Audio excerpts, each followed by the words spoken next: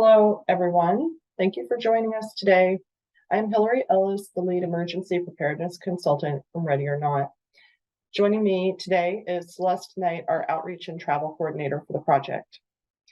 This project is part of Northeast Document Conservation Center's Preservation Services. It's supported by California State Library. The Ready or Not team is located in San Diego County, Sacramento, Merced, and Los Angeles. Our team has past work experience in libraries, archives, museums, historic societies, and archaeology.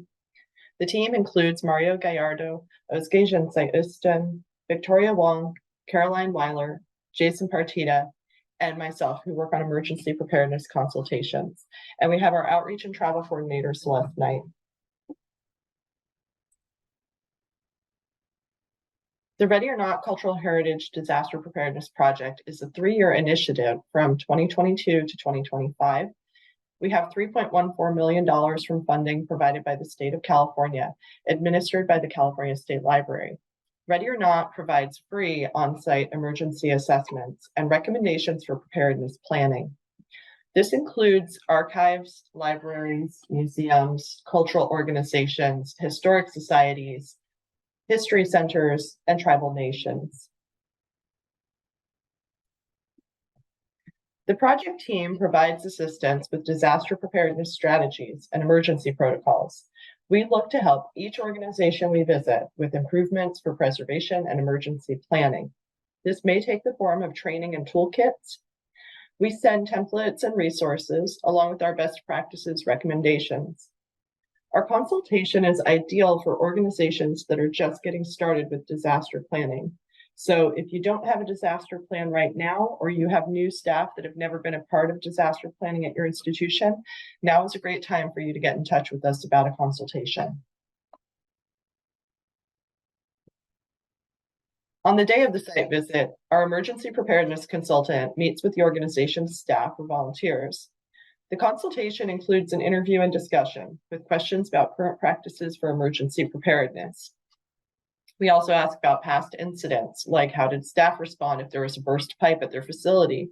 Or how did your organization respond to natural disasters like an unprecedented hurricane in Southern California, or frequent wildfire evacuations if you're in a remote area? In the second part of the visit, the group walks through all the collection storage areas and other areas of the building.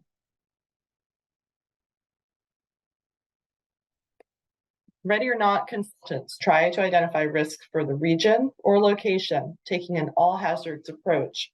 So examples are earthquake fault lines, potential landslide, floods, sinkholes, or erosion. Man-made disasters like train crash, terrorism, or civil disturbances, and also climate change related hazards. So if you're handling climate change where you've had unprecedented weather in your region, that is something that we will discuss with you if this is the worst year you've ever been through. And during risk assessment, our goal is to identify the threats most likely to occur and with the greatest impact to building, collections, and people. So we review your practices for collections risk assessment, if there are any, and we give advice on additional things you could be doing to do risk assessment for integrated pest management, environmental monitoring of temperature and humidity, light exposure, physical damage from overcrowding and storage, and inventorying and cataloging. So we talk a little bit about intellectual control before a disaster.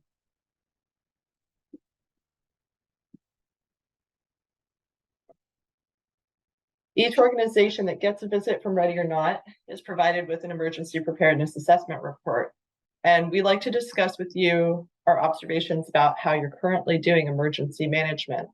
Emergency management is a cycle of 4 phases of preparedness, response, recovery, and mitigation. So our report describes our consultations observations about risk assessment and risk mitigation. So what are you currently doing to assess risk for your building, your people, and your collections? And how are you doing with removing some of those risks? It also observes your emergency preparedness. So we provide resources for emergency response, and we encourage you to consider a plan for disaster recovery that includes collection salvage and maybe a priority list of items to recover. Emergency management has a cycle of 4 phases, and this graphic comes from FEMA, and it's a pretty universal idea. So if you've experienced a disaster, you may respond, recover, and then as a team, you might take actions to eliminate some of those risks in the future. And then you prepare and train for future disasters. We offer the organizations just getting started a disaster plan, and this is the template for the Pocket Response Resource.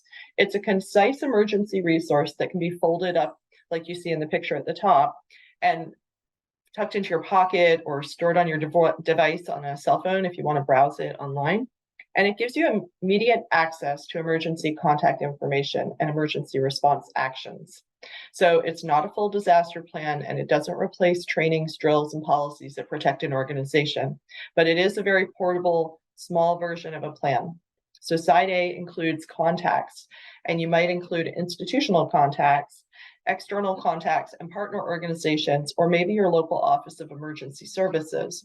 You might also list alternate locations or mutual aid partners if you have to move things off-site. And it can be useful for you to have some ideas of who to call in advance. Side B includes actions. So you will include step-by-step instructions for personnel or volunteers. On this side, you consider how your organization will act in an emergency. You may want to include a list of all assets, and that might be computers that hold vital information or institutional records, or it could be physical collections of cultural heritage materials. When printed on a sheet of paper on both sides, this can be folded up like an accordion and folded in half to be about the size of a credit card. And staff and volunteers are encouraged to review the Pocket Response Resource in advance and update it frequently if there are changes to information. A more comprehensive template helps you write a full disaster plan. And so we offer a table of contents of key information that might be in your full disaster plan. And some people have this in a binder. So this would include institutional information, lists of services and equipment, and also any emergency supplies that are on site or that need to be replenished periodically. We also encourage museums to have salvage priorities identified. And we want to ask, what is the most urgent collections material for salvage and recovery after a disaster? There are also sample disaster supply lists and business continuity plans for you to use as part of the assessment report that we provide after consultation. And that can be very useful to help you get started with writing your disaster plan documents. And if you're just getting started, we usually recommend stashing some supplies at something like a safety center, starting to do trainings and drills. And so our team all took fire extinguisher training because this is something we frequently recommend that people do. So we want to experience it for ourselves. And we want to improve safety practice or workplace safety culture. So if you have safety officers or floor wardens assigned, they might have responsibilities during an evacuation. If you've practiced earthquake, fire, active shooter, or other drills, you want to make sure that those are scheduled on a regular basis and that new staff are introduced to them. And these sorts of regularly scheduled emergency preparedness activities can help you build your disaster planning team and strengthen your skills as an organization to be ready to respond to an emergency. Who can participate? Well, any organization with cultural materials can participate. We are particularly interested in reaching organizations in underserved or underrepresented communities because this is an opportunity to participate with a free assessment. We know it can be daunting to get started with a disaster plan, and we can help with that. This is our contact information if you're interested in scheduling a consultation. And I thank you for coming today, and I welcome any questions in the chat. If we run out of time, please leave your email address with me, and I'll follow up after the meeting.